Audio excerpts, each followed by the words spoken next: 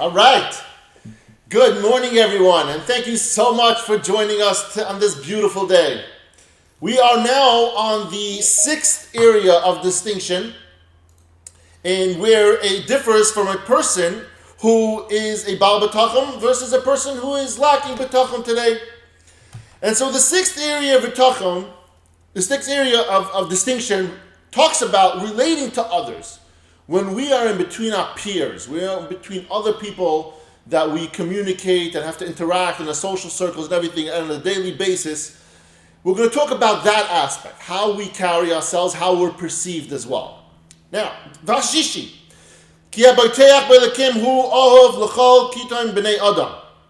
that one who trusts in Hashem is loved by all classes of people. V'datam noicha alav, and they are comfortable in his company. They like having him around. Because they feel secure that he will not harm them.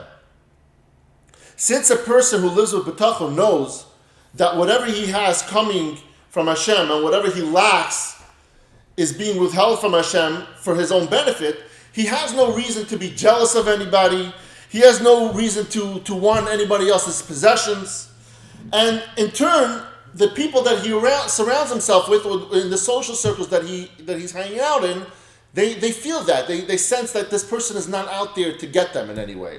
And so they feel very, very comfortable having him around. Their hearts are confident regarding him. For they know that they have nothing to fear from him in regard to their wives and their possessions, since he would not try to seize anything of theirs. The Rav Av gives the example of the wives and possessions because he says it says that a person is prohibited from wanting or yearning or taking away someone's wife or someone's possession. So he brings that example. In addition, this person with the Bitachon, he by the same token feels secure around other people when he goes in those social circles and wherever he's hanging out. Because he knows that his benefit and his harm are not in the hands of any other human being, and whatever Hashem decreed, whether it's going to be good or bad, Hashem decreed. And so he doesn't feel any kind of sense of fear when he's around anybody else, because he's not threatened by anyone. He has Bitachon that Hashem already ordained and decreed anything that should happen to him or he shouldn't have, and that's it. He's not jealous. He's very, very comfortable. Even if people should cause him harm, he would not consider them to the source of the harm, because he knows that the injury that he got was Hashem wanted it to happen. And so when he's around in social circles, he knows a good yid, and he's not afraid. He's not afraid. He knows he's doing well by Hashem, and he's not afraid to be harmed. And if he is, he deserved it. He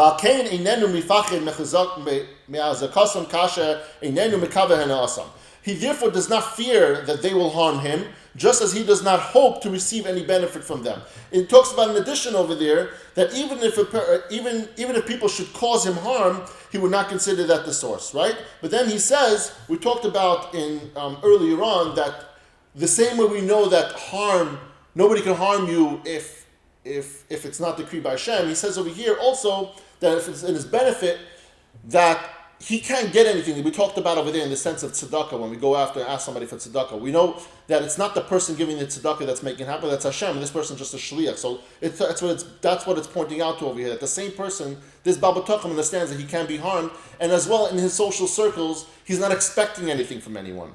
And that adds to the level of personality that this person has, that when he's hanging out in the social circles, people are not feeling, oh, why is he here? He wants something from us. No, when they know he's a Baal Bitachon, he carries himself so much, everyone around him feels very comfortable. They know that he's not here for an ulterior motive.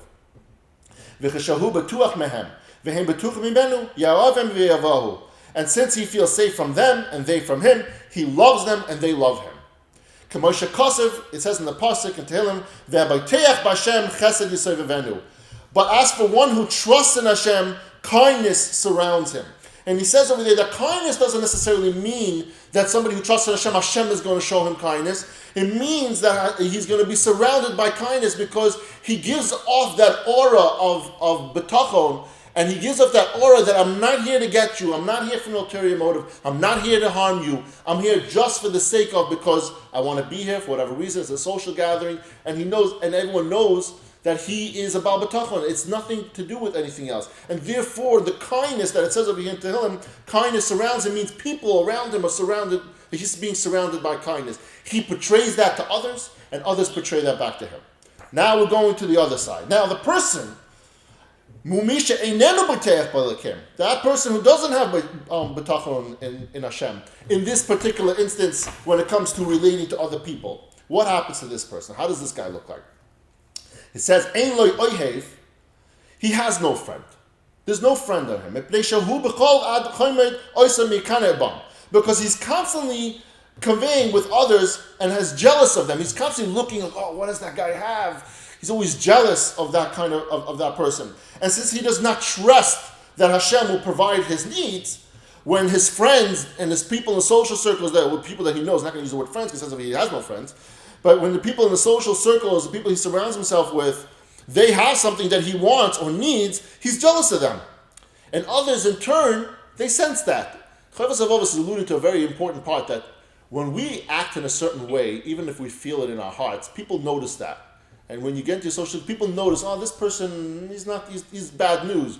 This person doesn't have a best interest at heart. So we can learn from this something, that when we come with an ulterior motive, at some point or another, really soon, people are going to figure that out. So he says over here, the person without bitachon, he winds up being jealous of everybody, and people sense that. He says, he imagines that any good that they have was diverted from him, that he should have had it.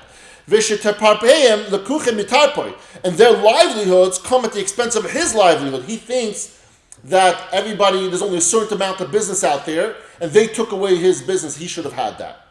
And that anything he is missing from his desires is their fault.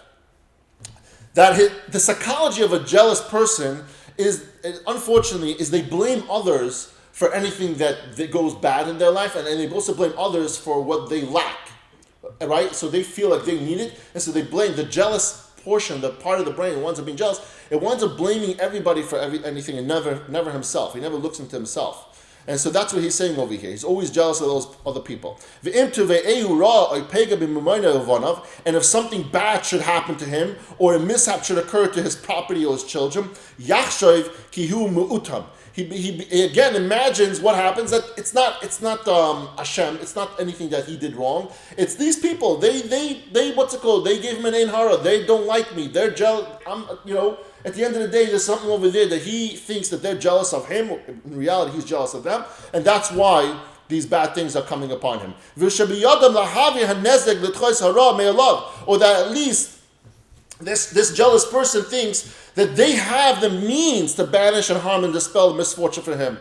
That these people, when he walks around, he goes, I'm misfortunate, I don't have, but you could help me, you have the ability, but because you don't want to, that's why I'm not being helped. He doesn't think that everything at the end of the day is from Hashem. He thinks, no, I'm in a circle of people who have capabilities, that have the means to help me out in whatever struggles I have. They should help me. The fact that they're not helping me, it's because they don't want to. They're bad people. Because of that, that's why his mindset is so far removed from bitachon. Since he harbors these delusions of being victimized by others, he comes to despise these people. And he speaks negatively of them, curses them, and hates these people. But in reality, what winds up happening with such a personality is that one who despises in both worlds, and he gets scorned in both worlds. He says over here, in this world, everyone is, what's going to happen in both worlds? His personality is one that people can't bear. People don't want to be around him. What happens? He's going to miss out. No one's going to want to hang out with him. People are going to step away from him. They're going to shy away from being next to him. And so therefore he's going to miss out on this world. And then on Olam Haba, what's going to happen? Hashem looks at a person like that and he says, you didn't like my creations. You didn't like my people. You're always jealous and always hating and saying bad things about them. I don't want you around me either. And so this personality will loses out in both worlds. And it says, because it says in the pasuk, Eikev leiv lo yimtza tov. The perverse of heart will not find good. That person whose heart looks away from good things, he will never find any good. The one who lacks bitachon is considered perverse of heart because he veers away from the straight path. He kind of not saying, he doesn't go with what Hashem wanted to do, and he doesn't have any trust in Hashem. This person, he'll never find good in either world. And the attitude of this person detracts from Hashem's service by creating discord among people. He's saying over here in the last part, and he brings over here the Chafetz Chaim, Lashon Hara, he brings in this part. He says a person who has jealousy and a person who winds up thinking negatively of everything, what winds up happening? Here's the scenario. He wants something, the person's not helping him out. His mindset is that because you have the ability, you should be helping me. The fact that you don't want to help me means that you're a bad person. What happens? This person goes and starts saying Lashon Hara about this person. He says, this person, he's a nasty person. He knows I need the help, he has the means, it means nothing to him to help me, and he doesn't go ahead and do it. Why doesn't he do it? So he says over here, the Chafetz was bringing the Chafetz Chaim, he points out from Shaar Habitachon, he points out that having bitachon is critical to avoiding Lashon Hara. That sometimes a person feels that he was wrong monetarily by another person, or that he was dishonored, so embarrassed him, made fun of him, or whatever it was, and it's very difficult for him to overcome the urge to speak against this person. Why? Because he's hurt. This person did something bad to him. Someone did something wrong. He wronged me, especially Barabim, and he feels like this person really wronged me. And so what he do? He goes and starts speaking ill of that person. But if he brings to mind the teaching of the Gemara and Yuma, that no one can encroach on what is set aside for this fellow, that all these things we've been learning over the last couple of months, that no one can do anything wrong to you, nobody can take anything away from you, and no one can give you more than what you deserve, and no one can give you more praise than what you deserve, unless that's what Hashem wants. And so this person should think about that. And that's why Chafetz Chaim says that it's so important to have bitachon, that having bitachon will help you refrain from Lashon Hara, because you're not going to have these bad machshavos in your mind that this person is the cause of my whatever bad happened to me, or for me not having, for my failures, or for me not earning the living that I feel I need. And that's what he brings over here in the end.